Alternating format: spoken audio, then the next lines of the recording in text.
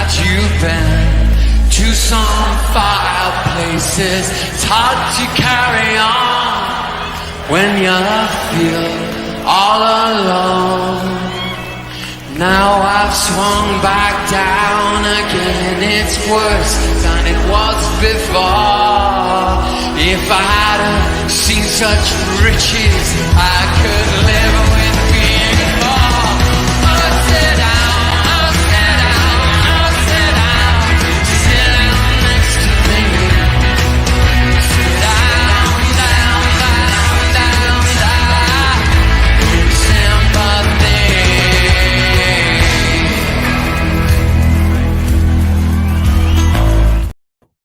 Good evening, everyone. Good evening. Just to say, Lenny, happy birthday today, mate. Hope you have a great time. Don't do what I did yesterday and got absolutely ruined with my family, my daughters. Yeah, it's not a good thing at the age of 62, mate, starting on the red wine at like 11 in the morning. That's not good. And I have to say I suffered all day today. And I have now got a glass of red wine, but normally the wife and I, wine o'clock for us is around about 4:30. It's now 6 o'clock and I've had a sip, but that's age. But we're going to get into it. Northside. Oh, mate, your streams lately are absolutely on fire. Seriously. Loving them. And I also want to say thank you to everybody for all the messages you sent me yesterday. It was unreal. Happy birthday, and all that. Thank you very much. The love was amazing. Kenny Ken, thanks for being here, mate. You're looking pretty, there. No, yeah. You know what? I'm like. Any hint of summer, it's like I said, the clothing, just less clothing for me. And I went for a run earlier, and I'm probably going to go for another one as well. So I'm going to make the most of this fitness, and obviously the most of the break we have for the season. But obviously all three of us are going to chop it up, and it's not going to be nice. It's going to be truthful, hard hitting, and it's going to sort of like remove the scales from people's eyes. There's a lot of people who have opinions that are different to us, and they're out having the champers, they're out celebrating this great season. Wait till they watch this. Yeah, exactly. Just going to say, people, we haven't got Diesel tonight. Unfortunately, he's unwell. He did warn me on Monday when I set the stream up that he's really under the weather. So he sent his apologies, and Diesel, if you're watching, mate, get better soon, fella. We need you back on streaming. But let's talk about it. Let us talk about it. Season started 5th of August 2022. Great start away at Palace. Kenny, you were there. Always a different place to go, Selhurst Park, to win, and we won 2-0. Great result. We then have Leicester at home, and we win 4-2, which was probably the start of the demise of Leicester City. Sadly for them, because they're now back in the Championship. But we moved on again and won 3-0 away at Bournemouth, which again is not an easy place to go. I can only say I've only ever been there once, and quite quirky little place. But mate, Kenny, I'll start with you. It was a great start, wasn't it? A great start. It was a very good start, and I think there was a lot of optimism going into the season because of this pre-season. Because there were 2 pre-season games which got fans talking, made sure got fans scrummaging for tickets, and it was those games against Chelsea. We beat them 4-0, and obviously Sevilla when we won 6-0 in the Emirates Cup. Those 2 games. The fact that, we got Saliba back into the team, fans somewhere in the team, got Benjamin White right back. I think that's where the excitement started. And I think we came out of traps pretty fast. And I think having a really, really good pre-season, kind of, like I said, led to the first half of the season where we played some really good football. But if you go for the first 3 games, there was a buzz of excitement, definitely. But a lot of it had to do with the pre-season games and the way we played. And obviously the excitement of having Celebi. And obviously there was excitement around Zinchenko, and it's excitement around, Jesus coming aside. Obviously the Man City connection, both won the league. So, yeah, there was an air of optimism. Not so much, I think, going to win the league, but for people to say, would you have been happy with, 4th place at the end of the season? I think people need to go back, look in their diaries, and probably look at some videos of the buzz because of the pre-season games. I think if people do that, they'll kind of realise that the stuff David's saying is quite inaccurate. There was a buzz. We won't talk about leagues, but we thought that if we came to tracks, we were going to have a good season, and that became very evident. But the pre-season, for me, was an indicator of our first months starting the league. Yeah, absolutely. Northside. I remember watching one of your streams start the season, and you were buzzing. I was buzzing. Lee was buzzing. Kenny was buzzing. It all looked really nice. Got after. I mean, let's be honest. Our season start before that, the year before, was shocking. We were bottom of the league, lost 3 games to Brentford, newly promoted. But it was so positive. And give me your view, mate, on the start. No, I think Kenny hit the nail on the head. I think just going off of what Kenny said, I think the only thing I can really add to it was Xhaka. We started seeing Xhaka in his new role. We started seeing Xhaka actually dictating games. And we saw that leadership. We heard a lot about this leadership group. We saw it at the start of the season. The first 5 games we won. And Xhaka wasn't made to be put into that role of, doing the Partey role. He had the freedom to go forward and affect the game in the final third. And we saw the benefits of that. And even games at the start, even at times when we were drawing, we never really capitulated. We seemed like a team. There was a calmness around the team. Xhaka knew what he was doing. Obviously, Ben White was a great surprise.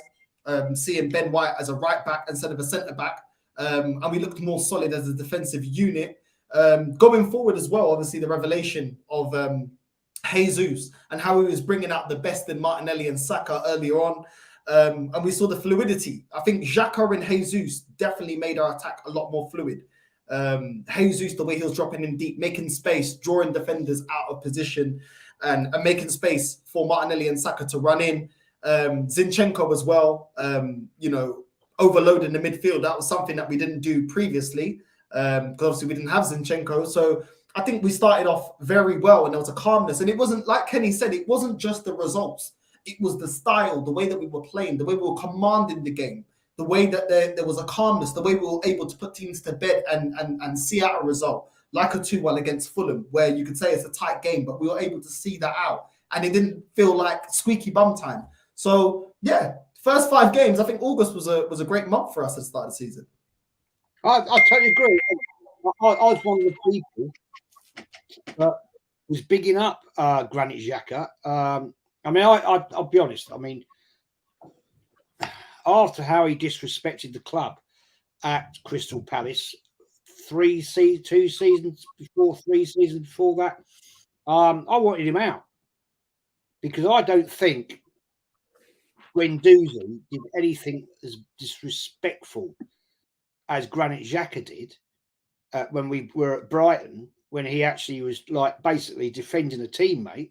All right, impetuousness from a young man, but what Granit Xhaka did to me was disgrace. You don't do that to the club that's paying you. You don't do that to the fan base telling us all to do one. So, yeah, but respect. And I will always give players respect if they are performing and showing what they can deliver, which he did. Then I supported him. And I've been called out for that fact this year. But it is what it is. But we move on. We then go to, we have Fulham at home. We win 2-1. It was a tricky game. Fulham were on form at the time. And then Aston Villa 2-1. And then we go to Man United.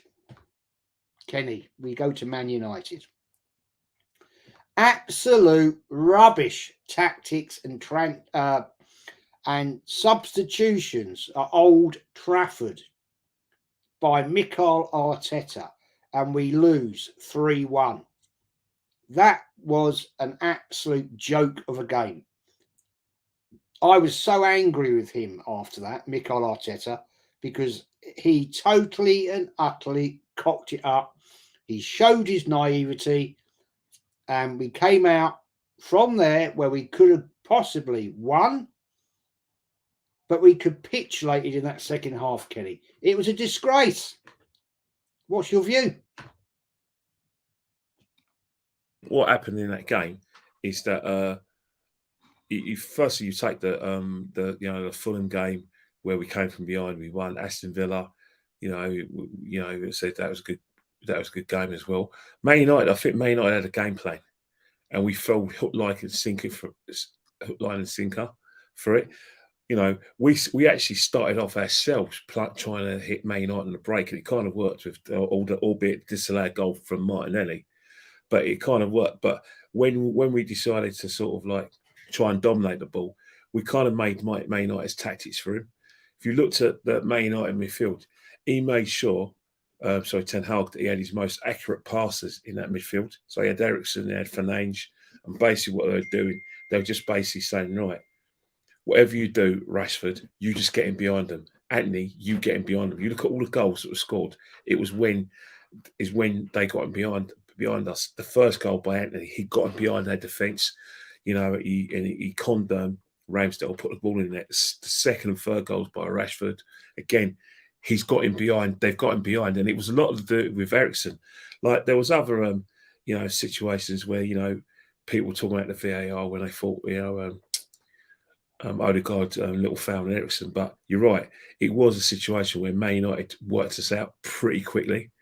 They knew we were going to be the front foot, and they just thought, right, just suck it up. And they did suck it up. We had a lot of good instances. I think we dominated possession. We're in the better side. I thought we were. But again, as they say with possession in football counts for nothing. Only counts for a lot in life. But in football, it means nothing. If you can't, like I said, put the ball in the net or create chances, which we really didn't. If it's 1-1, Man United are still in that game and they're dangerous, and they proved it. There's no doubt in terms of possession that Man United were better than us, but when it matters, Ten Hag outwitted Arteta in that performance. I think Mikel, dare I say, a bit of overconfidence because of the way we were playing, he thought that he could come to Old Trafford and boss the match, and see it winning pretty comfortably. What he didn't bank on was Ten Hag thinking, right, boom, boom, boom, they're dominating possession. Let's just get in their faces a little bit on the break, on a turnover. Let's leave it 1-1, and they did. They virtually isolated Saliba that game, and thought, right, he's been playing well. He's playing a lot of Spanish, but we can take the support away from him and take him in areas he don't want to go to. We'll win the game, and that's exactly what happened. You got to shake Ten Hag's hand, and also I remember during that game, I did a sort of congratulations speech on Eriksen, because you think about a year before he died on a football pitch, and to play like that, got to shake his hand. But yeah, it wasn't so much the signs of Arteta's naivety, because we always know we had that kind of naivety. Because if we go back to the second part of the season, the slides you're going through, was it catastrophic? Well, we're about to find out in the next few games. Next few games you review. Absolutely. Northside, good question here. Hater of the Glazier family, obviously, Man United fan. Jez, both our clubs are PR jokes. We even have a PR manager at United. So do we. Who do you think will finish higher out of us next year? I'm personally, I'll go first. I am going to go Arsenal, to be honest. I am going to go Arsenal. Northside, what's your view, mate? if that Qatari deal goes through, I think it'll be Man United. If it doesn't, then no, because we've seen that they had to go for Weghorst because this ownership's trying to sell up and they're not going to release the funds that are needed to bridge the gap. Only because of that, because I think if with the Qatari money and ownership that's not going to be taking dividends out of Man United, even Man United taking dividends out by the Glazers, you've still seen that what kind of signings they've been able to get into the club. It's only now that they're selling up that this ownership are kind of like they don't want to sell. So I think if they're taking over, I definitely see Man United finishing above Arsenal next season.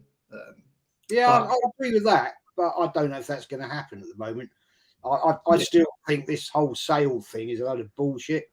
Kenny, give me your view on this, because I think Northside's got a good point. I think there are situations where like their buying policy isn't particularly clear because they're still trying to sell the club. It seems for Man United the preferred bid is come from Jim Ratcliffe, although the fans want the Qataris. One thing is though, the biggest equaliser to that is if Harry Kane forces to move there and he gets his way, if they get Harry Kane, then they've got an excellent chance of finishing above us, because Harry Kane's, whether people like it or not, is one of the best strikers the Premiership's ever produced. And I say that, I'm not saying that because I'm being disloyal towards Arsenal. I'm a football fan, first and foremost. Before you choose your football club, and before it gets indoctrinated into you, and before you know your own mind, football-wise, you're a football fan. And then, all the things your parents tell you about the club that you should support, you fall into it. But ultimately, you have to love football before you support a club. And I love football. Harry Kane, without that, is got to be the difference between Man United, having a good season again or not. He scores goals. Rashford scores goals. Everyone talks about Rashford having a great season, but let's face it, he hasn't broken a 20-goal barrier mark, has he? He scored 17 goals. You think about Ivan Toney at Brentford, that's little Brentford. He scored 20. You know what I mean? 20. And you think, and Callum Wilson, has only got 18. So you think about it, Harry Kane, 30 goals in a team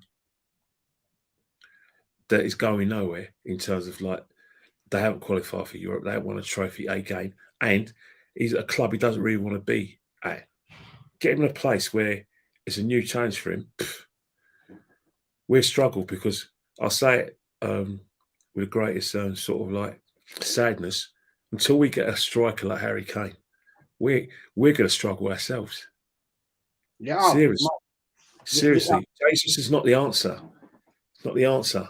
You can't wing it. I think if you play with a false number 9, you ain't going to wing it as much as you can. City have been winging it for a long time, for a couple of seasons since Aguero got injured and he left. They wung it with false number 9s, but eventually they went and got a proper number 9. The last number 9 before, Haaland was Aguero, a fit Aguero. Who was the last number 9 before that? Sean Gota. You know what I mean? Yeah, you're right. Yeah. Unless you've got a striker who can break a 25-goal a season barrier, you ain't challenged for no. You won't win in the league, which it proved that this season. Very true, mate. Northside. Fact is, great comment. I'm just going to try and find it. That I can't think it's gone now, but the comment was that Arteta went too high too early at Man City. Man United, I beg your pardon. I tend to agree with that comment. I think that game, Arteta just got it totally cocked up. And that to me, Northside, shows his naivety as a coach. I watched all these celebrations at the weekend when we beat Wolves 5-0. It was like we'd won the sodding league. Pathetic. What are you celebrating? Coming second. Wow, big deal. Wow. Yeah. That is the Arsenal fan base, that we come second. Mate, Northside, he got it wrong at Old Trafford, didn't he?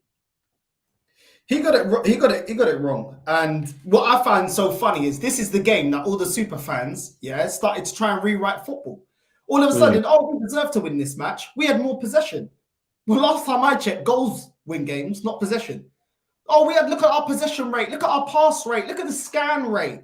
And this game, for me, above all of that, laughing at these super fans, is Arteta should have seen that Lokonga, Smith Rowe, Vieira, and Nketiah wasn't good enough the season prior to get us top 4.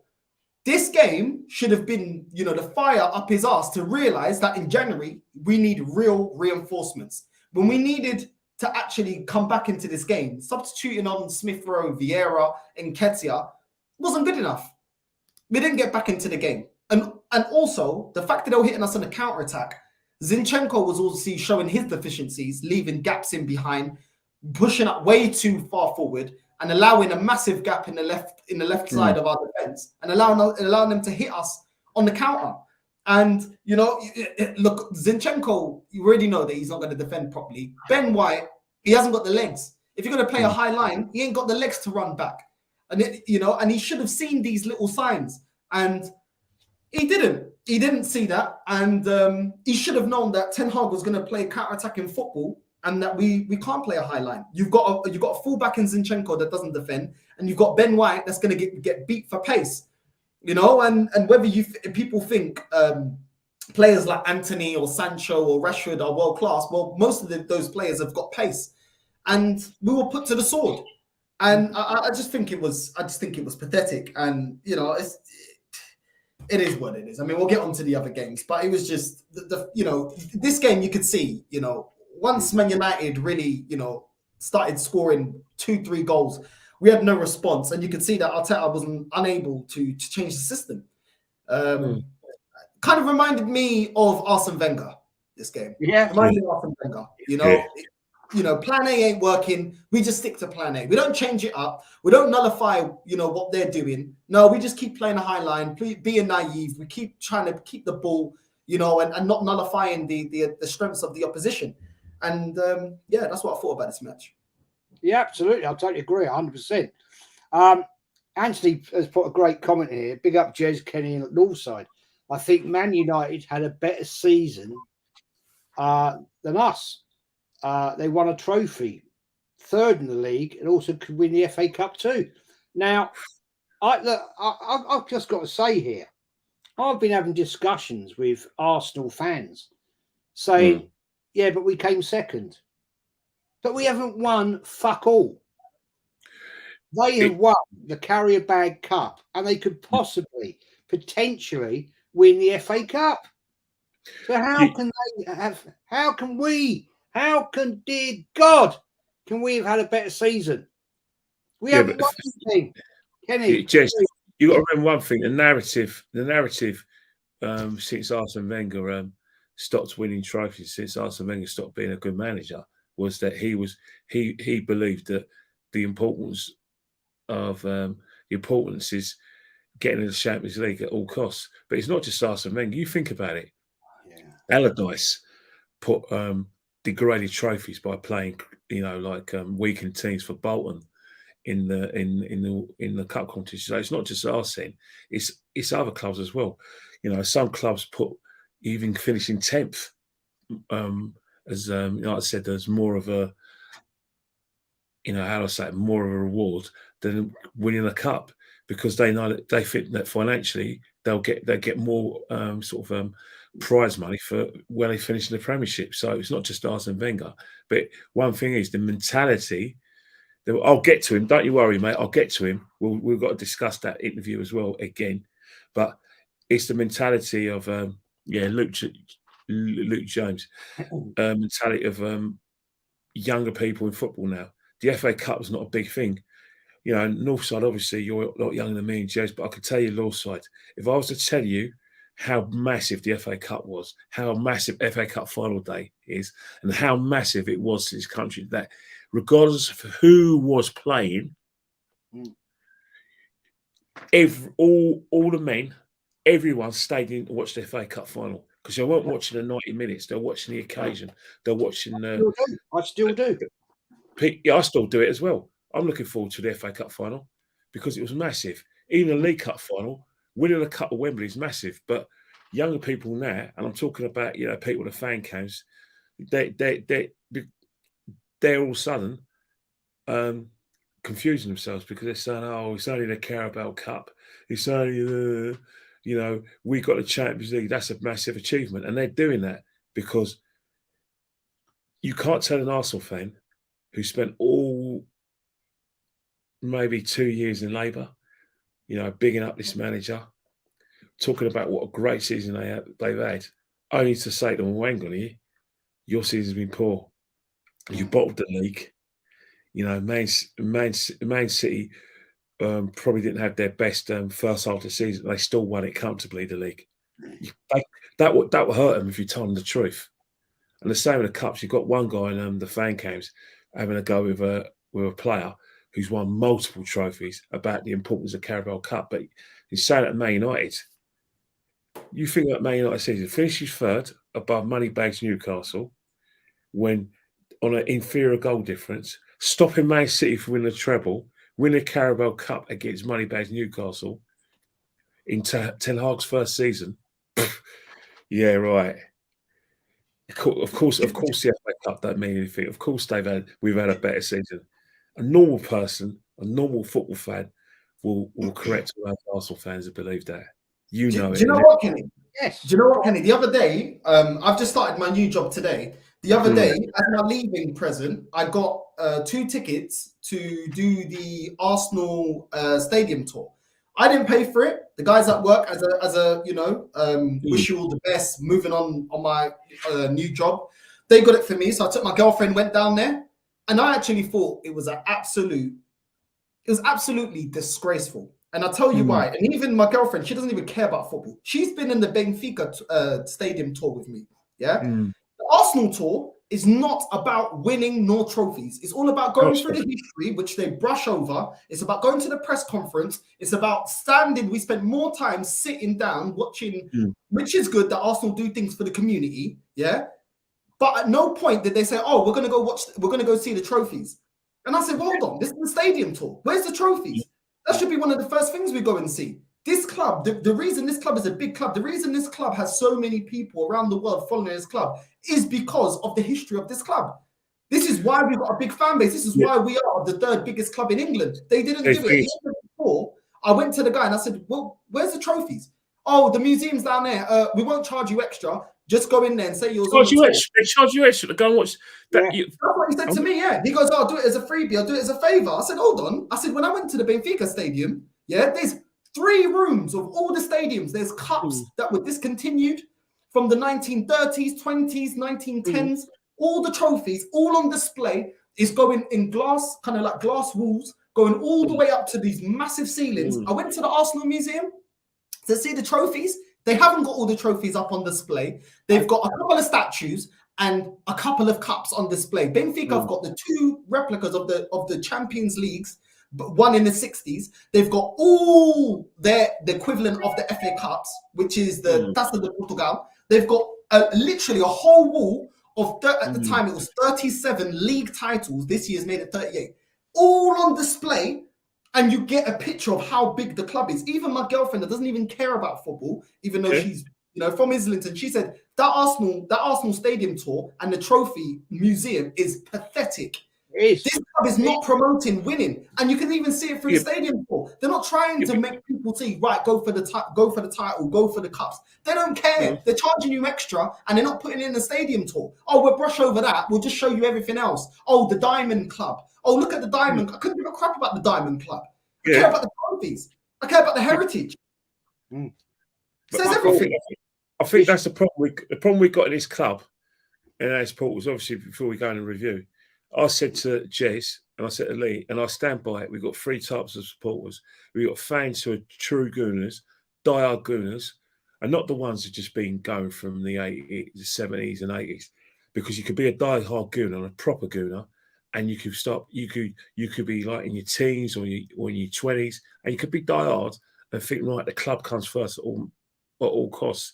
So us diehard Gooners come in all ages. We don't have to be old.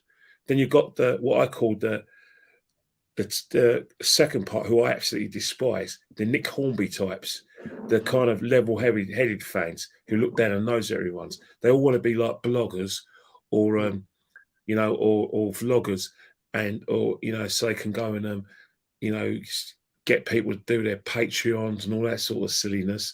And hardly any of them, live in the United Kingdom. Hardly any of them go to games. And they only started going to games because they got a favour in there. They will look at this podcast, look at all the stuff we're doing, look down the notes at us, not knowing that we've got, when it comes to actual history, we ruin them. But they're the types who try and get on Sky Sports or try and get on their little blogs or get on the, some of these ones with the Boyd Hiltons. I've actually done stuff with Boyd Hilton. Lovely guy, Josh Laney, lovely guy, but they're not for me. Then you've got the third ones who are really, really despised. And they're the problem, the bigger problem. The Nick Hornby types are irritating. And I don't have much time for them, respect for them. But these ones I absolutely despise. And they're what I called, I started supporting Arsenal because Ian Wright types, who are now all social media types who go on the fan camps. I absolutely despise them. I despise them. I hate them with a passion. They take you to the store twice. Kenny, they take you to the store twice. I refused to buy not even a key ring, not even a keychain, not even nothing. See, that's the thing. They'd rather take you to the store twice to spend your money than actually take you once on that tour and show you the history of this club. Which sort of fans? But the Arsenal Stadium tours aren't designed for people like us three. They're designed for the third group of fans I mentioned. Exactly. I supported Arsenal because I like Ian Wright. Like the fan cam types who just want to be famous. You look at Yardman. Everything he said in his interview at AFTV was a fact. Yeah, was a fact. Yeah. He all right. He might have been harsh with the way he judged that season. 5 out of 10. But if you listen to why he said it, Yardman's about winning trophies. Everything he said, he mentioned, he went blow by the match. You've got another pillock, a Wazik, a pork chop, who's so desperate to be famous. And I know this pork chop will probably watching it. Mate, Lyle does not rate you. You always go on that, try getting that channel. You're always friends with all of them. You've been there for years. And he's never giving you a paid gig. He's trying to tell you that you're not part of his crew, but you keep on coming on the fan cams, trying to act like, certain people who've made it on the fan cams and trying to be famous, and it's worked for them. You think you can try and be the new whoever. Use your brain. Listen to, or even use your eyes. Lyle does not rate you. Stop trying too hard. You're looking like a beg. You're looking like a beg. Stop it. It's fans like you are a problem. It's fans like you trying to disrespect Yardman, who's saying as it is, who pays the season ticket, by the way, who's been to every home game. So he's basically got like I said, a filter. His filter for how the season's panned out. And he's been at a few away games as well. So you can't go up to him and start disrespecting him. And you, who owns the channel, who's meant to be interviewer, either it's his interview or your interview. Don't try and shut him up. It's disgrace. It's embarrassing. And you know what's happened? Poor guy Yardman probably won't be allowed on that channel no more because he's spoke his truth. Well, I'll tell you what, mate, I'd have him on my channel all day long. That is a fact. Because I'll tell you what, it's time that certain people stuck it to that channel because they are a cancer in this fan base. Because there's way too many people that are influenced by those clowns. And I'll say it, they're clowns. They are clowns. And they are a disgusting problem in this fan base. But just want to ask a question here. Arsenal Frozen's question to the panel. Next season is to win a trophy, challenging or winning the Premier League and to get to the knockout rounds of the Champions League. What are your thoughts? Mate, at the end of the day, I'm just going to say my piece. Northside, I'll come to you. We have to win Because at the end of the day, it was Ed who said at the start of last season, it's all about trophies. And we won jack shit because Arteta threw away the FA Cup, which pains me greatly. I love the FA Cup. He threw away the Carrier Bag Cup. He threw away the Europa League to concentrate on the Premier League because of the crap, weak squad we had. Now, I'm sorry. If you've got your sporting director coming out and making a statement like that, then you've got to deliver. If you don't deliver, fuck off, leave, go somewhere else. I mean, Northside, you have come out with some fantastic videos recently where you call out these absolute scumbag people that purport absolute bullshit. I mean, I could not believe when I watched your show that clown, Julian, blamed Arsenal's capitulation on the death of the Queen. How dare No he? way. How, He didn't. He did. He did. No. Oh, He no. did. Go and watch it. Absolute. That guy should be no. taken to the Tower of London and fucking had his head chopped off. Now, I'll put it out there. I am a royalist. I don't care. That's me. It's the way I was brought up. But that was fucking disgraceful in my book. And it really, really upset me. Northside. It's disgusting. This AFTV, and I'll call them out. I don't care. I don't give a shit. They're a disgrace, man. Yeah, I mean, you know what, Kenny, we need to start, coming out with the receipts. You know, the whole point of me calling these guys out is the receipts. Because when we're just talking, people think, oh, we're just making it up. Well, you're toxic, you're negative. You put a video up showing the nonsense that come at them. I've heard the supercomputer predicted that we're going to win the league. We've hit the KPIs. The death of the Queen is why we couldn't beat Man City. Yeah. But according to these super fans, we had a thin squad when we got knocked out of the Europa League to Sporting. So what happened to that? Yeah. But we're not going to talk about that. Yeah. But it is what it is. Oh, you can't compete. And for me, bro, I'm just going to keep ripping. It's all about that. It's all about that. And then getting on Sky Sports and getting on their TV stations and being representatives of the clubs. But they know that they got to do it subtly because they have been roundly rejected by the travelling away support. Trust me, they when you go to away games, especially away games, and I've been to a few, trust me, there's hardly anyone around them. They're not as, how do I say, demonstrative as they were previously. No, that's all done now, mate. They're like outcasts. They're outcasts. And the worst thing about it is I felt bad for a few people, because some people now, some fans have taken to, attacking them because of what it is. And I don't agree with that full stop. But it's funny how when these sort of things happens, the ones with the loudest like profiles and want to be famous, they're never around when it hits the fan. It's quite extraordinary that over the years. The ones with that all when it hits the fan, they're all running.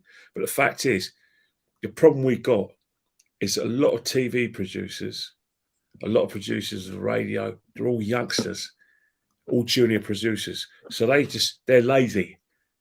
What happened back in the day where BBC would just go outside Highbury and interview the fans? Now, you don't have to go and interview the fans. You just get some guy with a YouTube channel who's a Nick Hornby type. Yeah. Or some person who's a Nick Hornby type. Or you go and get some of the fan cams. And then, boom, they represent the club. That's not right. There's nice, I know a lot of people go to the match who don't have social media, and they've been going for years. You try to say that these newbies are more important than them. I mean, it's nonsense. They're all, do what you have to do. You have to earn a living. If it makes you money, then I respect you. Respect you because you have to earn a living. But remember, one thing is, don't go on like you represent the football club. You don't. Come on, man. How many Arsenal chants are out there? As Gary Neville and Noel Gallagher say, quite a few. What do they all? You know what I mean? The only people who represent the football club, right, as far as we're concerned, is a collection of people. The fans were not one group of fans, not one fan. You know, if you're going to get your camera out or you're going to get your microphone out, interview different people. You don't have to do the same people. Simple. You know what's funny, Kenny? When we were top of the league, all three of us was told every time we went live, shut up, be happy, don't complain, we're top of the league. Yeah, exactly. Only in capitulation time do we hear about this dog called Win. Where was Win when we were actually sat top of the league? Where was KPI targets being hit when we were sat top of the league? Where was this supercomputer with its magical prediction when we were sat top of the league? When we're top of the league, where were these people? How come they never mentioned it then about the Queen dying and about how it affected the players? Where was it? We didn't hear any of it. We were anything that we said, yeah, that to even when we saw the Man United game, even Zurich that we're going to get onto, that we barely scraped by, Marquinhos saving us in that game, playing a Fabio Vieira that wasn't good enough in the midfield. They were telling us to shut up, be happy. Yeah, we're top of the league. What are you complaining for? So why has everyone got excuses now that we bowled it? I thought we were told to shut up. Yeah, but the problem is that it's the old narrative. You know, all you need is a few pork chops and those Laura Woods, or that ghastly woman from 90 Minutes Football, Shabana Hearn. I mean, she was on TV again, and the rubbish she comes out with. Just tell her to keep quiet. I've got no problem about you talking about football, but at least make some sense and have some context. Don't just repeat the rubbish you heard. If people don't agree with you, say that we're all beers, 10 points, pizza eating men who don't know enough about football. I don't drink pints no more, and I don't eat pizzas. So don't insult us because we want to win. Exactly. Good point. Arsenal first. It's NorthsideLDN, man. Go on YouTube, search it. He's there. His recent videos, swear to God, have been unbelievable. He puts it out. Northside, if you want to put it in there, mate, put your link in if you want to. I'll just move on then, because I'm going to get wound up. So after the capitulation at Man United, we went on and we beat the noisy neighbours 3-1. I'm not going to go into the Europa League stuff because, what's the point? We then beat Liverpool 3-2 at home. I wasn't expecting that. Went away again. Leeds United 1-0. And Kenny, all going well. And it was our nemesis, we drew 1-1 with Southampton. I mean, it was definitely going well. It was going brilliantly. If you think about it, the game against obviously there was Man United, and then we had a break, and then obviously Her Majesty the Queen died, but that had no bearing in it. We played Brentford, and I thought we played fantastically well, played fantastic football. You know, there was a bit of a break because, the Everton game got cancelled, and obviously our game against PSG got cancelled. And in turn, the Man City game, which was been the litmus test for our season, got put back because we're probably going to get into it. But that's up until Southampton. I thought we played fantastic. But, there was one game before Southampton, I think it was Leeds, where we ground out a bit. Remember, Leeds missed a penalty, I think, and they also had a VAR decision disallowed. And I thought that's where I thought, you know what, we showed a bit of metal there. Maybe just maybe we can do it. But up until that season, Saliba was still playing good football. He had a good, Gabriel was going from like being a wally at the back to, playing some good football. The Tottenham game was brilliant. That brilliant game where I think Tottenham got their tactics wrong, played with a back three, and they're very negative, and they thought they can come and nick it, and we ate them alive. So up until the Southampton game, again, I think there were situations where we were scared to say we would challenge for the title, but mathematically, the evidence was there that we are going to challenge. And we started bigging up Jesus, saying bigging up Shevchenko because changed, and that I think if we want to be kind of like fatalistic, that was the beginning and end of Kieran Tierney during that period you mentioned. Because you look at Liverpool game, Shevchenko was injured. Did he play Kieran Tierney in that game against Liverpool? No, he played Tomiyasu at left back. So that was, for me, that Liverpool game was the beginning and end for Kieran Tierney. Why? I don't understand it, mate. I don't understand it. Remember before Liverpool game, we were aghast and we argued about it to ourselves. And then we basically thought, all right, for tactical reasons, that actually worked. But it became like a bit of a habit to the extent that, Kieran was being marginalised for whatever reason we don't know. But if you think about those group of games you mentioned, especially the game against Liverpool, that was the beginning end for Kieran Tierney, in my opinion. I totally agree with you. I totally agree. I mean, and I'm convinced he'll be gone, sadly, because I seriously rate that guy. But we'll move on. We then went into the EFL Cup, lost 3-1 at home at Brighton. Threw that in the bus, under the bus, didn't we? Northside, we then went away to Wolves, 1-2-0. West Ham at home, 3-1. Brighton away, 4-2. I was at that game. And this is all after, of course, the World Cup tournament, which I think was ridiculous, playing at that time of the year. But, that's FIFA. So we're still top of the league. We're looking good. We're 5 points clear and looking promising. We're all happy. We're all buzzing it, aren't we? We're all like, yeah, come on, this is going to happen. And then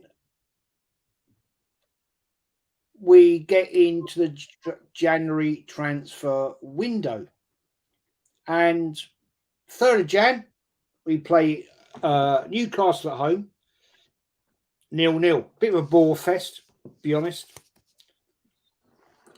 Northside, we knew what we had to do, mate, in that January transfer window. And we got in one of our target players in Trossard and did fuck all else. I mean, that is poor management, man. We're top of the league, yeah, and we just didn't get us over the line. Again, 3 years on the spin, Northside. Come on. I mean, that to me, in my view, in my world, you've just started a new job. If you fail, you get sacked. So why is it that these clowns are still at this bloody football club? Mate, because at the end of the day, just be happy, Jess. Just be happy. We're top of the league. Yeah, this club is, this fan base is all about, painting a pretty story, painting a pretty picture. It's not looking at the fact that when we were in the Europa League, that gave us a lot of insight to the team and the squad that we got on the bench. We were playing a lot of our bench players, Marquinhos, Fabi Vieira, Lokonga, Nketiah. They weren't cutting it. We were just about able to be beating Zurich, a team that were 9th at that time that we played them, 9th in the Swiss league. People say that the French league is a farmers league. What's the Swiss league then? A dustbin league? I don't know what it is. But if our bench players are not convincing, are just about scraping 2-1 or 1-0 wins against Bodo Glimt and Zurich, then clearly we have a problem on the bench. Clearly, we don't have like for like or even better coming off of the bench. Yeah? Even to match the same level that's on the field, our starting 11. So why is it that this manager and Edu lack the foresight to go out there and reinforce our midfield.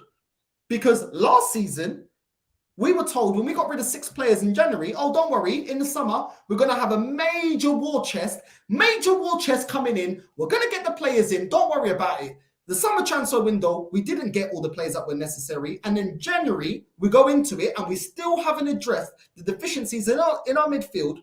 We haven't addressed the fact that if Jesus gets injured, what are we going to do? We still don't have rotation for Saka. It's not good enough. No. It ain't good enough. No. Yeah. And ultimately, yes, we got Kivior, but we didn't get a centre-back that was deemed better than Rob Holding because Rob Holding was playing ahead of Kivior until Rob Holding was dropping so many stinkers that he was forced to play Kivior. So that shows you what he thinks about Kivior. And even when we had Kivior, that was a capitulation of the title run because we weren't able to sustain the good run that we had at the start of the season. So clearly he's not on the same level as Saliba and Gabriel. But none of these fans wanted to listen to it because we went into January 11 points clear of Man City, top of the league, and they didn't want to talk about it. But the signs, my point is the signs were already there. But these viados, these filhos da puta, yeah, this fan base that we've got, don't ever hold this club to account. They promise you a big summer, we don't get a big summer. They promise, we can see that the deficiencies in the Europa League, that we are struggling. Yeah, was it a surprise we got knocked out to Sporting? No, it wasn't. Because that we were going with the same bench that was struggling against Zurich. And we didn't go out there and get any better. Even as impact subs, Fabio Vieira wasn't impressive. Lokonga wasn't impressive. Nketiah wasn't impressive. As impact subs, they weren't that great. They weren't that great. But it doesn't matter, Jez, because we're top of the league. You're negative if you call it out. You're negative. You know what I mean? So at the end of the day, where is the foresight? Where was the foresight in January? And this is why when Arsenal fans get, oh, don't call it a bottle, don't call it a bottle, don't want to hear about bottle. It was in our hands to change our destiny. We could have thrown everything in January, but we didn't. We go get Kivior, we go and get Trossard, who I like, and then we go and we say, job done. We got Jorginho, job done. Yeah. Well, the leadership, we've got Jorginho, we were told, oh, because of the leadership, he's part of the leadership group. Well, the crunch end of the season, where your leaders are showing, where you actually see who's your leaders, did he turn up? No, he didn't. So why did we get him? Oh, it was just to keep everyone calm and shut up all the super fans because we failed to get Caicedo, failed to get Declan Rice, because, as always, we never get our main targets, like Mudryk, like Rafinha, like João Felix, like Vlahovic, like any of them. So it is what it is. Yep, absolutely facts. Just going to shout this one out, and I'm going to bring out the point. Something good and Matt, top fella. If you go and subscribe to the Southern Gooner Matt, top fella. Channel is growing very, very nicely. Thank you, mate, for your super chat. We have all heard judge us in May for the last 4 years. That's the narrative. Well, facts are the facts. We are not up to standard. Yeah, very true, and that is true.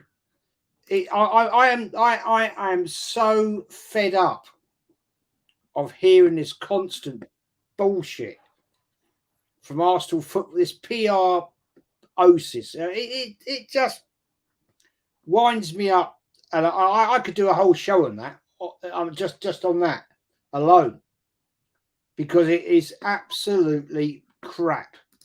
And I'm just going to say, guys, people in the chat, 118 away from 4K. If you're new here, please sub, please like the channel, please go there, and it's much appreciated.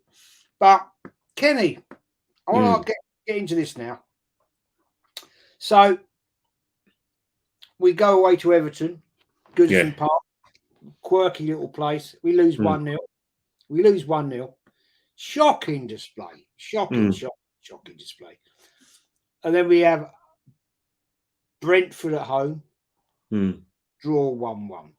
This is when I said to you and Lee on Lee's show, we're papering the cracks. Sorry, the cracks are starting to open, and it's starting to go wrong. And people were saying, "Oh no, it's it's a glitch. It's a glitch." Well, it became a major bloody chasm in the end. Yeah. We lost the sodding league, mate. Give me your breakdown on that period. Well, you're 100% right. I think what's happened is that the reason why we are right to pinpoint that period, the Everton game, up until like the end of the season, is because we began to be poor defensively. Partey began to was poor against the Everton game. He was quite average against Brentford. So that was the period when Thomas Partey, form dropped. Eddie Nketiah proved what he was, which is just a sub, really. So, but the most important indicators is we were conceding a lot of goals, and I say it once, say it 1,000 times. Just like Liverpool in 2014, when they conceded about 50 goals or more, the amount of goals we started to concede, it's not good. It's not a good barometer for the title, because sometimes in games where you need to grind it out, you might go to an away game or play at home where teams put men behind the ball, and you probably only just get that one chance, and you win 1-0, and then you have to grind it out. But if you're easy to play against, then yes, you will win 4-2, 3-2, 2-1, 4-1, 3-1. But if you're not keeping clean sheets, that's where the wheels came off. Everton were pathetic. It was the sort of manager's bounce with Sean Dyche, but they outran us. They created 3 or 4 clear-cut chances. We were not in the game. Don't care what anyone says. Brentford murdered us. Don't believe in that nonsense that you'll hear in the fan cams or the Nick Hornby type channels where, oh yeah, VAR let us down. That's a fact. It did.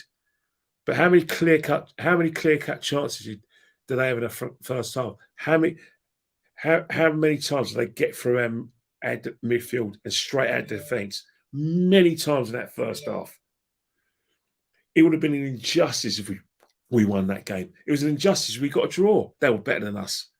And then you had the Man City game where they absolutely toyed with us. Yeah, we gave them a game. We acquitted ourselves well, but that counts for nothing. They did 3 more important things than we did, which is scored goals. And after that, obviously, Man City drew Nottingham Forest, which is our place to go. After that, we were winning, but conceding goals. How many times was I saying on fan cams? How many times was I saying on the podcast? We are easy to play against. We are conceding too many goals in certain areas, especially early on. That's not sustainable. And that was before Saliba got injured, by the way. So it wasn't just when Rob came into the team or Kivior came into the team. When Saliba was there. Yeah. And I pinpoint our defensive frailties plus Partey's was the 2, in my opinion, 2 causes us for our capitulation, because in the end you can wing it as much as you like, throw those tracks, put a plaster over an open wound, keep on fixing a pair of shoes that's got a hole in them. Eventually they collapse, and that's what happened to our season. Fact. That is absolutely fact. I got on to this one. Hate with the Glazer. Jez, you never told us how your birthday went, mate. I had a brilliant day with my daughters, the wife, grandkids. Yeah, my eldest daughter got me on it way too early in the morning. We'll end up in a bar, and she thinks she can drink, but she can't. She went straight on a pint of Guinness, which I was surprised at. She got a bottle of wine. I got on it with the wife, and we got home, and I was actually out of it. I have to be honest. When you get the age of 62, I'm not able to drink like I was when I was in my 20s. And by God, did I suffer today, this morning. But thank you, mate. Yeah, it was fun. It was a fun day out. Loved it with the grandkids as well. It was funny. Northside is like the Arsenal version of me. I like him. Yeah, Northside. Go and subscribe to Northside, man. His channel is awesome. I was on there, I think, a week, 2 weeks ago, and it was one of the funniest streams I think I've ever done. It was just lit. It was brilliant, absolutely brilliant. Northside, I'm going to come to you now, man. So, you know, we lost to Everton, drew with Brentford, lost to Man City. So, the cracks were opening.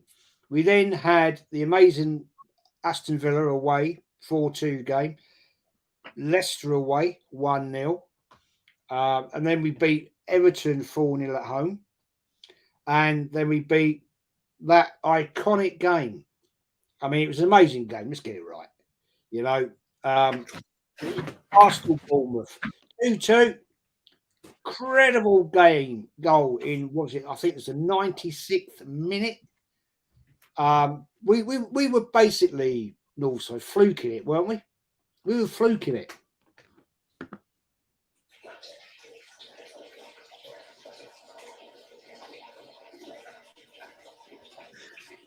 Is that? I think that's Kenny. Was Kenny out last night? Was he out with you? Listen.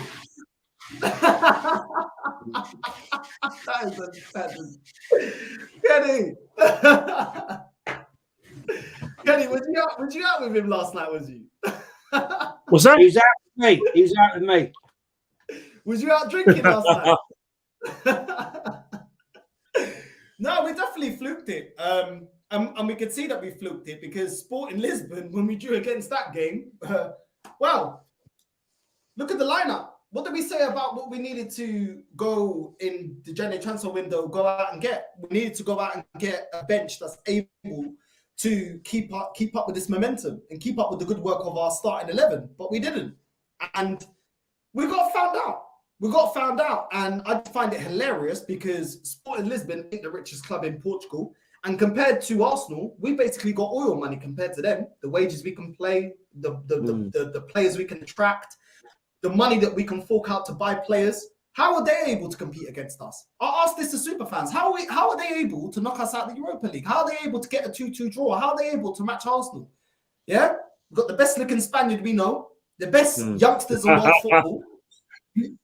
We pay the top dollar. Sporting don't. Bruno Fernandes, gone. Straight away as a European giant, want him, gone. They can't hold on to their best players. So how are they able to compete? They're not even the biggest club in Portugal. How are they able to compete?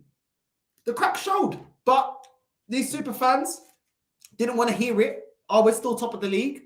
But the cracks were showing. The cracks were definitely showing against Sporting Lisbon. And like you guys rightfully said, because you guys called it out before I have even noticed it, we're leaking too many goals. And we're getting away with it. And yeah, we didn't get away with it against Sporting, did we? So, no. Yeah. Facts. I mean, that is the thing. And it's quite funny. We've got the usual little clowns come back in. Tim Irwin is Peter Hayward. Peter Hayward is, well, we know him. We know him very, very well. Hi, Pete. How are you? You got a girlfriend yet? Yeah. Get one. And Lockett's the hate mob. You are hated by the rest of us Arsenal fans. Well, actually, mate, I know probably 350 fans, Arsenal fans in Islington, and I can honestly tell you, mate, not one of them hate me. And Kenny probably knows over 1,000, and not one of them hate him. Northside, you probably know a few hundred, and none of them hate you. So Tim would go back to school, because you'll be back at school next week when it's half-term holidays over. Get back in your basement and actually... I was at the stadium tour. I didn't see none of this hate. All this hate that these films that Puta come out with. I was at the stadium tour, and I was only with my girlfriend. She's about that high. Little South American girl. Yeah? Hardly intimidating. I didn't get any of this. I went around the stadium, I got a coffee. I was chilling. Yeah? I was chilling. Had some food. No one said nothing to me. So all this hate is all online. When they see you in person, no one says nothing. I saw a couple stairs. I was waiting. Nothing. Not that I'm inviting it. But you guys, no one cares. We don't want to be with you lot. Yeah, the majority of this family. We don't want to because you lot got Tottenham standards. So we don't want to be with you lot. Because when Tottenham finished second under Pochettino, it wasn't putting the pressure on. Oh, they bottle it. It's Tottenham. They don't do anything. But Mikel Arteta, yeah, did he reach 86 points this season? But that's putting the pressure on. That's phase 4. Yeah, that's all. Don't call it a bottle. We've had a great season. You lot don't even stick to your standards. You got bigger standards for Tottenham than you have for Arsenal. Tottenham not winning the season is a disaster. Arsenal not winning anything in the season. Oh, it's phase 4. Oh, we hit KPIs. Did Poch hit KPIs?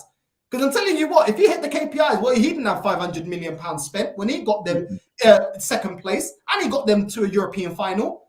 This manager couldn't get us to a European final, and then Unai Emery did it with a team that was called toxic. Cool. Fact. Taib, Jez, were you celebrating the second place trophy? Mate, I've said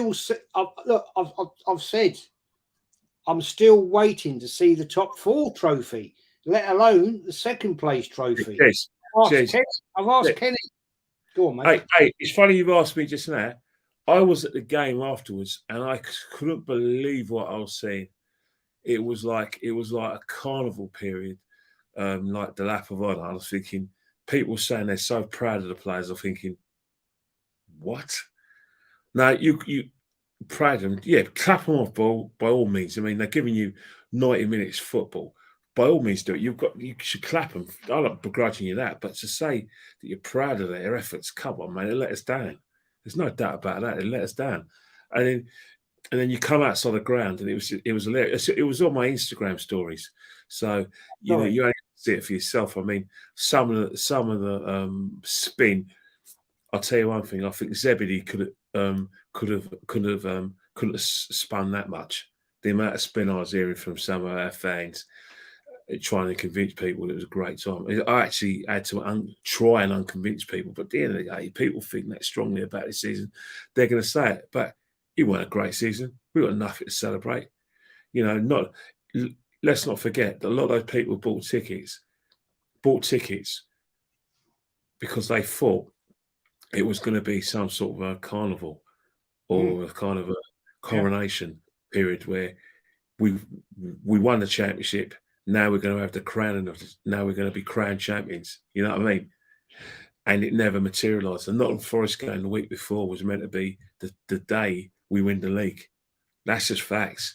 I've spoke to a lot of fans who go home and away. They did earmark those 2 games as one. I need to be there moment because we're going to win a league. And last week's was I need to be there to see us lift the league. Sorry, but you can't begrudge what I just said. It's what happened and what was fact. If you've paid like a grand for a ticket, of course you're going to make the most of it and say we've had a great season. You look pretty foolish if you didn't. But the truth is, we're going to come to it. We tossed away the league like some lettuce, tomatoes, and the rest of the salad. We tossed it away, and there's no going away from that. The manager, he knows he's part of this. He's not celebrating nothing. He's probably tossing and turning in bed for the last few days, thinking, "Could I have done this differently?" He'll be gutted, and he'll be worried. Best chance. I hope so, Kenny. I hope so. I hope so as well. Pete says Lee's banned. No, he's not. And at the end of the day, mate, what the fuck are you going to do about it? Because you ain't going to do fuck all. Not allowed back. I'm sure he is. If I was to actually invite Lee to a game, he'll be there. And Pete, I probably think he'd probably get a lot more respect than you ever would, be honest. But that is nothing will happen to Lee if he went to a game. These people talk the talk. What happens? They ain't got it. Pete, maybe you want to go back in history and actually research about some of the fans that, some of the games that Lee went to, and I'd love to see you, Pete Hayward, how you would have been back in the late 70s, 80s, 90s, when football was a bloody nightmare, travelling to away grounds, home. I mean, yeah, I don't think you'd have lasted 5 minutes, son. You'd have been pissing yourself, crapping yourself. 100% he will as well. You'd have 100% been he so will. scared. I mean, I have to say, I didn't enjoy it. I was never part of it. But you wouldn't have lasted 2 seconds, son. Seriously. But there we go. We're going to get into the final part where it all went wrong. Seriously. It was such a shame, really, because we'd done so well. I was praising the team. But we just couldn't hold out, could we? We just couldn't hold it out. We went away to Tottenham, 1-2-0. Man United at home, 3-2. And then, sorry, I've just got to skip this because this bloody thing's going mental here now. Hang on, bear with me. Sorry. Sorry. Start again. Arsenal, we were at home to Leeds United. We win 4-1. We then go away to Anfield. 2-0 up, draw 2-2. And I will say this, guys. This will cause controversy. We were 2-0 up. Anfield crowd was quiet. Granit Xhaka with Alexander Arnold did nonsense, and the Anfield crowd rose. Cost us the game. And that's one of the most annoying factors to me. And that's when the season went rat shit. We then went to West Ham. 2-2. We're then at home. Southampton. 2-0 down. 2-1, 3-1, 3-all. That's when it ended it, mate, didn't it? That's when it ended. Yeah. Yeah, cause I think what it was, Jess, is that, you know, on Southampton game, you at the 90th minute, you know, we actually when the whistle went, you saw players sit on the floor. You knew they lost the league then. They just knew it. You know, if they had any belief in themselves that they were going to win the league, they would have gone through that tunnel, shaking their fists, clapped the fans off, and said, "Be more determined." But they weren't determined. They knew they lost the league, and that shows a sign of their weak mentality. Because the last thing you need to believe as a player is show it to the opposition, show it to Man City, show it to the fans. Man City would have watched that game, saw players like Gabriel on the floor, and thought it's going to be an easy game for us. Mentally, going to the Man City game, we had nothing left. But if you look at the Liverpool game, it's another disaster in terms of like the way we capitulated.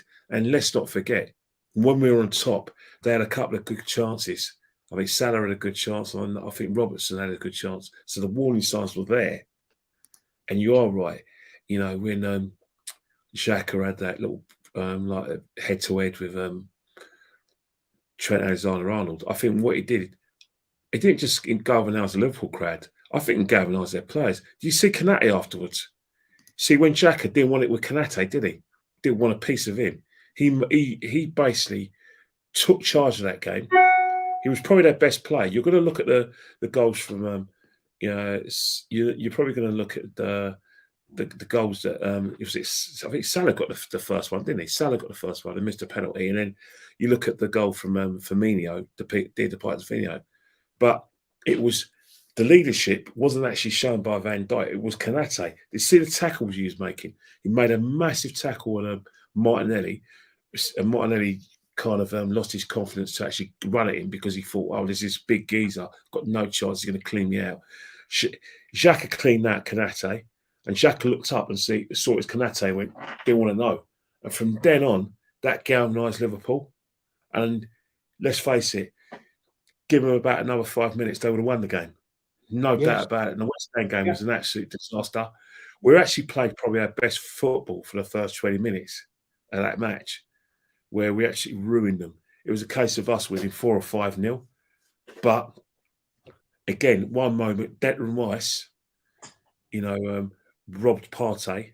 Partey looked for a free kick, and then they got that penalty from Barama, and it was a penalty. And after that, boom, we were just hoping that that we could probably take control of the game. We had an opportunity with Saka missing the penalty, but West Ham again were probably better value for that lead. And then Southampton was a disaster, but we got what we deserved. Actually, got what we deserved. So Southampton, all they had to do was press Partey, because they know that he's going to receive the ball, try and take it, get in their faces, cramp him for room, win the ball back, and all they had to do was just put the ball on a plate for Alcaraz and Walcott, and that was 2-0. And it was like every time they attacked, they could have been back 3-0 up. Somehow we got ourselves back in the game, but that mentally, you're showing the opposition, you're showing your title rivals who you are meant to be on equal par with in terms of like the table suggesting it. You basically admitted to the British public, you admitted to Man City, your opponents for the next game, your manager, to the fans, that you're bricking it. You admitted to them that you're inferior to Man City, and that showed from the minute the game kicked off. Everything, you looked at Man City and they were there like soldiers. Our players were just like lambs to slaughter. Well, lambs to slaughter. Sad thing is, mate, Northside, I'm going to ask you the same thing, mate. It all went wrong at Liverpool. When we were 2-0 up, mate, we really could have lost 3-2. Salah missed that penalty. That's when I started to think, oh, here we go. The wheels are coming off. We're going to fall off the bloody tracks. It's going to be a train crash. And it ended up, mate, as a train crash because we just didn't deliver. Okay, we lost Saliba, which was a massive, massive blow to us. I think that's quality. That guy is quality. And we're now desperately trying to get him to sign a new contract. Will he? I don't know, because I think the way he's been treated at Arsenal Football Club is a disgrace. But it went wrong, mate, there, didn't it? That's where it all started. Let's be honest.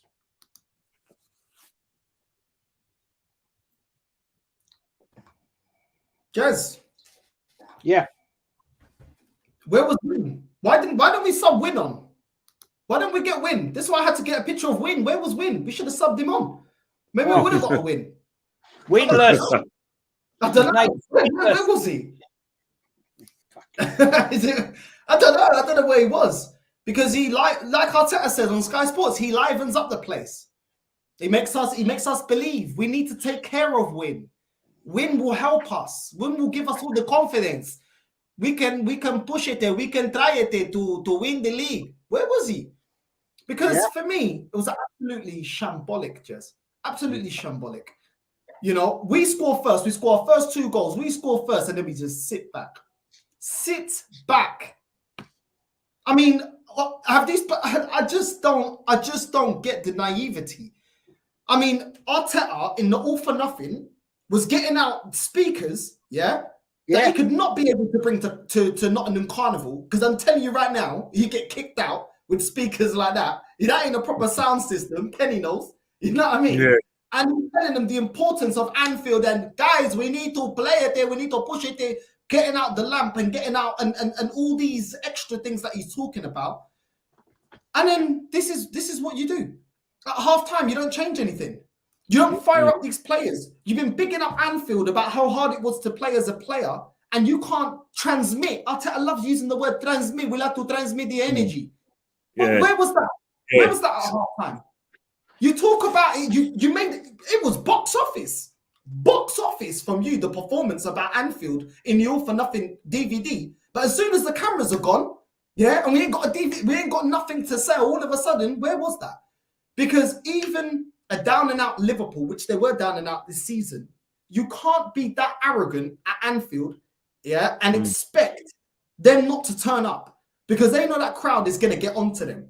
And they know that we know that crowd is their extra man on the pitch. And we just allow them to get in. We know in the Premier League, 2-0 is not a comfortable result. It's not, especially against a big team like Liverpool. So where was it? Because you said it in the Amazon documentary that it's Anfield and we have to take it serious. But where was that intensity? Where was that desire, that fight? Take away tactics. Where was that desire to win the ball, to grab a hold of each man and say, you give 110%? Where was the accountability by the players? Where was that in the second half? Nah, it don't matter. We're Arsenal. We're just walking it. We've got all the PR in the world this season. We're top of the league. The fan base is gassing us up. Yeah, don't matter. Yeah, we can just walk it the second half. Absolute shambles. Absolute shambles. And that to me was a nail on the head that this team don't have what it takes to win the league. Fact of the matter is, yeah.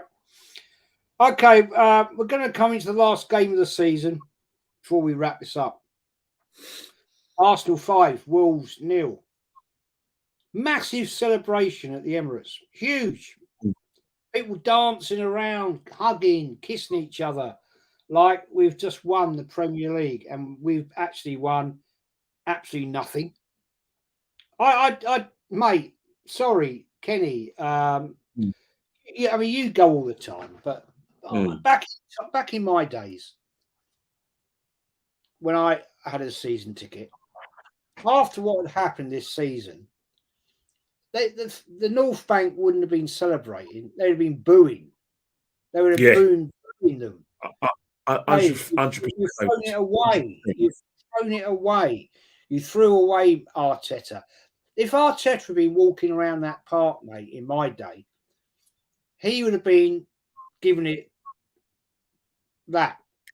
I don't get that. Go on. I think that's the thing about it is that people don't realise, right? We're going on like with certain members of the media, Gary Neville, Shaban, people like Laura Woods, saying, "Oh, Arsenal should be pleased." I don't think they realise they're talking about a big club. It's like they're talking about some small club. Yeah, and I find that quite irritating. They think we're little Bournemouth, we're little Portsmouth, or we're little Leicester City, or we're not, a club that's, a small club who basically punched above its weight and won games they shouldn't, played the kind of football that's not associated with their club, and they surpassed themselves. I was thinking, hang on here. We're on top on merit because we played the best of football. And a club like Arsenal, we associate that with Arsenal Football Club. That when we do get into these positions, we like I say, see it through. There's nothing to celebrate. Nothing. When you're 8 points ahead going into a game against Liverpool, and you look at the video, you look at the computer files of the next few fixtures. There's no way if Arsenal done what they should have, they would have lost that league. We didn't lose the league at Etihad. We lost the league against at London Stadium at home to Southampton. And let's not forget, we drew against Southampton home and away, which means 2 points. Yeah, we dropped 4 points against Southampton. People don't want to sort of dress that. Why not? Everton away, we dropped the league. You can't win titles if you can't beat these teams. It's a failure. When you're on top all season, you're not thinking about, oh yeah, I'm just glad to be here. That you ought to take it at the beginning of the season. That's waffle.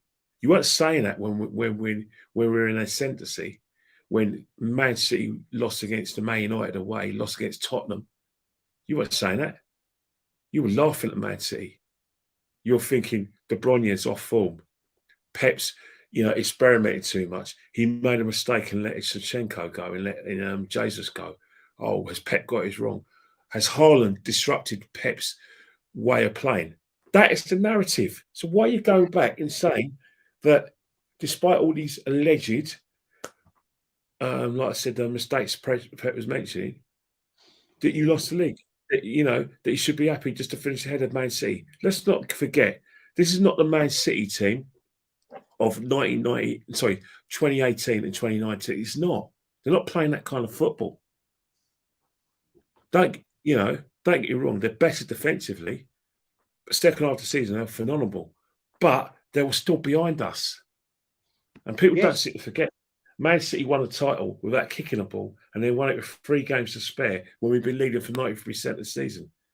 Now, I know it's a bit of a banging head moment to the extent that it's going to hurt you psychologically. It's going to make you, depressed.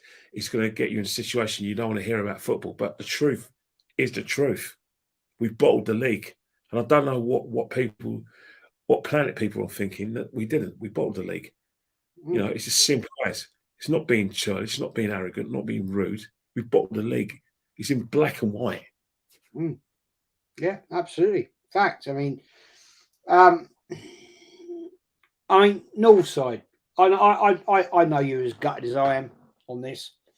It was all looking nice. It was all looking pretty. I was so happy that I really, not for a selfish reason, but I really wanted Arsenal to win the Premier League to show some of these deluded idiots, fans, what it means that some of these people that are on social media who haven't got a clue, they've never seen Arsenal win a title in real life. They might have seen replays of the Invincibles, People like the idiot that comes in here, Pete Hayward, he's never seen Arsenal win a title. So he comes out with bullshit comments and likes to put the hate out, which I actually find quite funny, to be honest. But Northside, let's sum this up. That game at the weekend, we beat them 5-0. I mean, let's be honest, Wolverhampton Wanderers couldn't be arsed.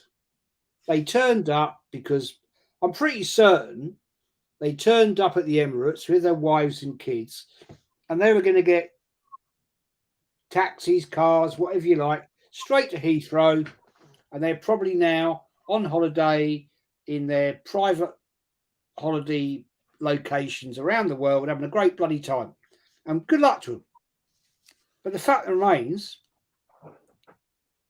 that, to me, winning 5-0 against Wolves last day of the season, no pressure, shows where Arsenal have got issues.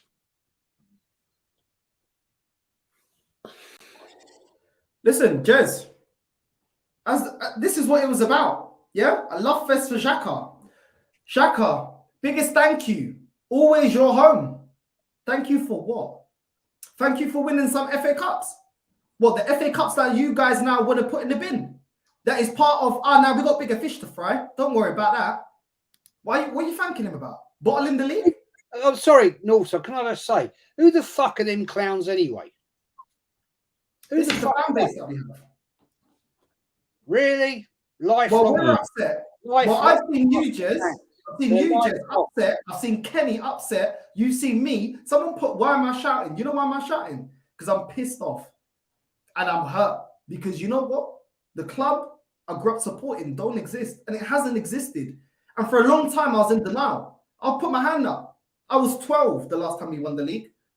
So I wasn't a man yet. And I was still believing, holding on to, Arsenal getting to the Champions League, holding on to winning, us winning doubles, winning 02, winning 04, winning in the 90s. Yeah? But this is what this fan base is about. Jumping up and down, yeah? Like it's Afro Nation like they were at a concert, like Beyonce is playing at White Hart Lane, and saying thank you to Granit Xhaka. It's always your home. Thank you for what? What have you done for this club apart from disrespect us? And then this manager comes out, and gives you a lifeline against what a lot of us fans, and I wanted him out as soon as he told us to F off. It gives you a lifeline, allows you to prove yourself this season. And how do you repay him? Right, you know what? My missus ain't happy. I'm off. Yeah? Thank you for vouching for me, Arteta, but I'm off. You know what? Nah, don't fancy it. Yeah? Thank you, Xhaka. Thank you. Thank you for telling us to F off. Yeah? Jumping up and down. Oh, well, thank you, Xhaka. We love you. Yeah? That is what it's about. Why don't you not put we love the club first?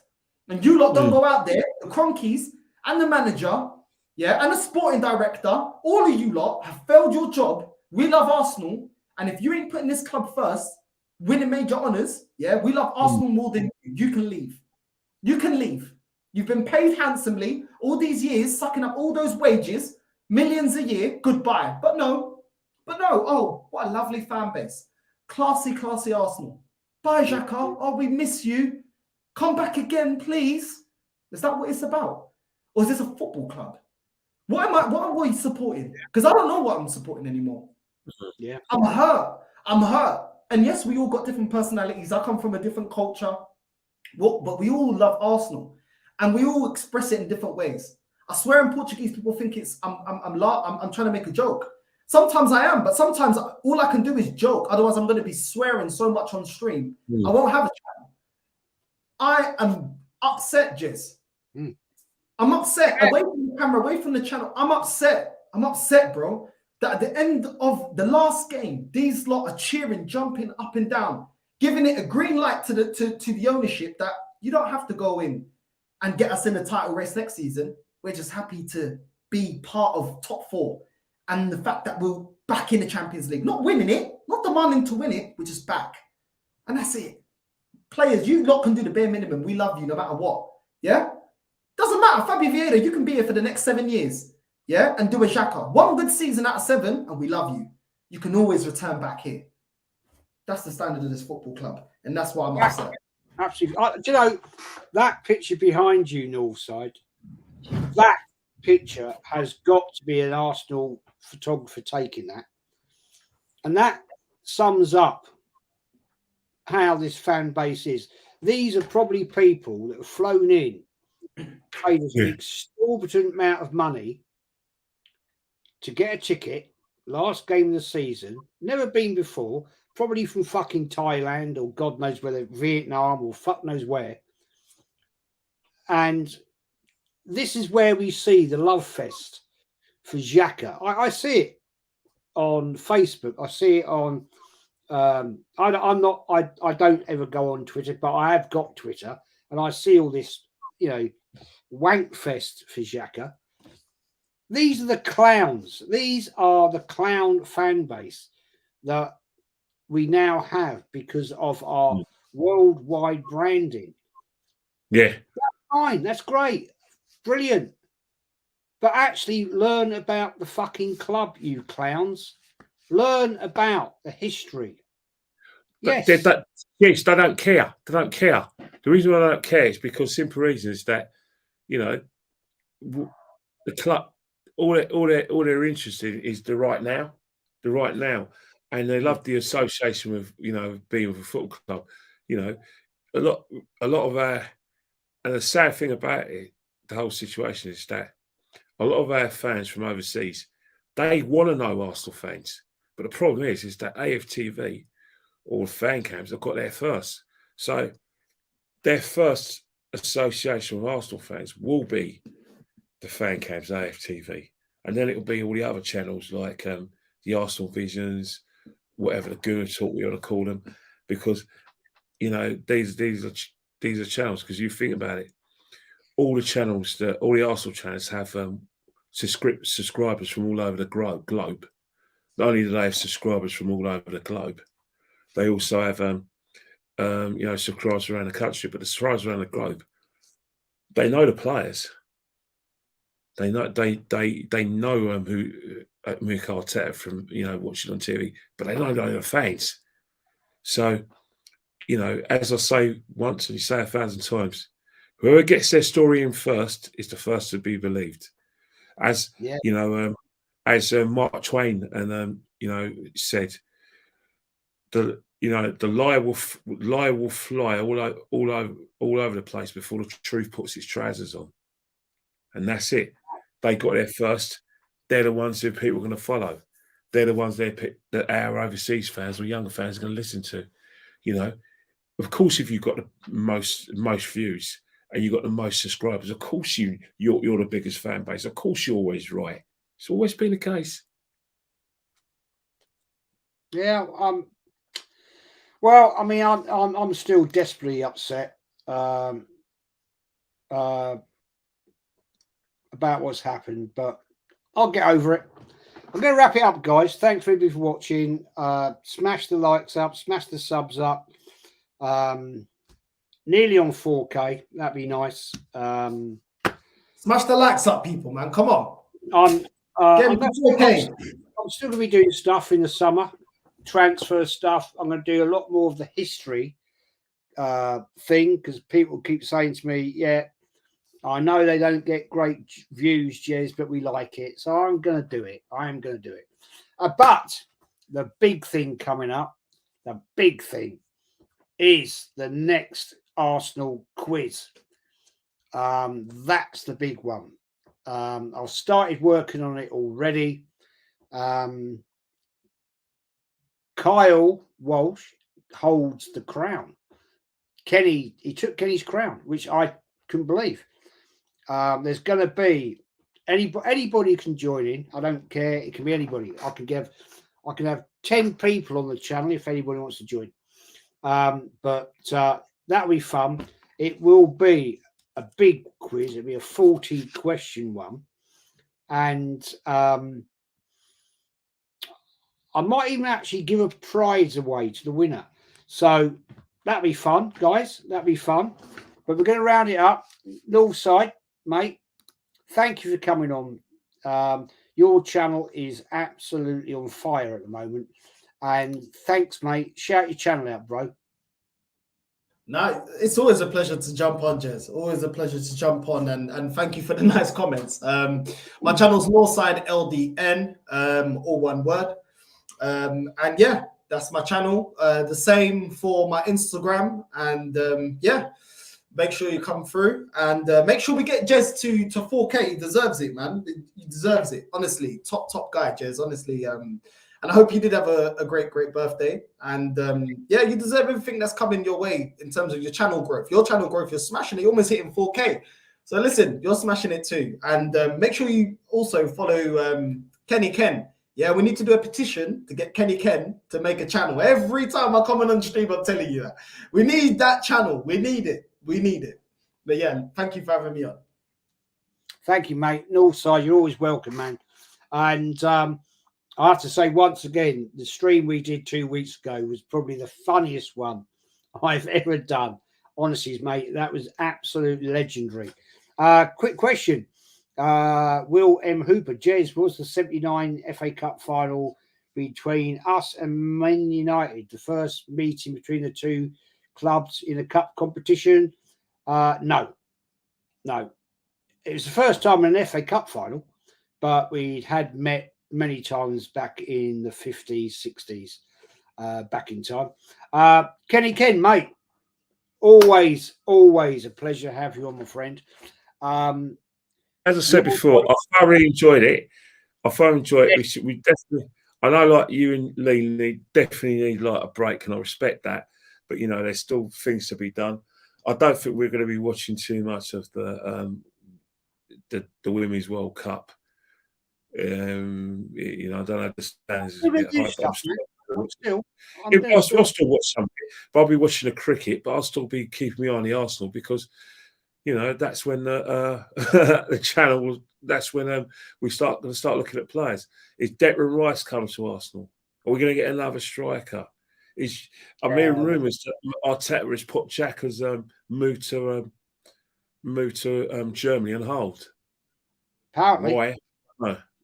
Exactly.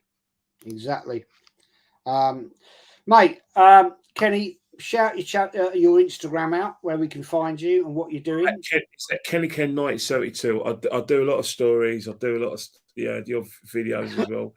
And anything I see, I comment on, and I think it's funny. But there's been so many open goals in terms of like the headlines I see on all the newspapers, all the radio stations. Simon Jordan, you know, he is a person who just keeps on talking, most of it rubbish. So I do him over as well. And of course, you know, David Dundas. Yes, I'll be watching the Ashes to cricket as well. Yes. I'm not a great cricket lover. The only time I actually watch cricket, is it this year? It's the Ashes. Is it this year? Yes. Both the males and the females Ashes. I do like the Ashes. I have to say, I do enjoy that because that to me is proper cricket. It's not all poncy, tippy tapping and poncing about. It's where men actually hit. Yes, trust me, mate. People, I prefer Test cricket. I like 5 days. Yes, you may not get a result, but I think it's brilliant. But I understand people like yourself from Northside who went, nah. You play a game and there's no result. Nah. I get it. I do get it. That's not. I mean, I like it when they smack it 6. Northside, Smiley. Do you like cricket, Northside? That's a no. Not at all. Not at all. I like boxing. I like boxing because I've always liked fighting. Cricket. I like a bit of cricket. I like boxing. I've always liked fighting. I like UFC. I just never. I never really know how to follow it, but I love boxing ever since a kid. You know what I mean? Sky Sports. I remember Sky first come out, watching it as a kid.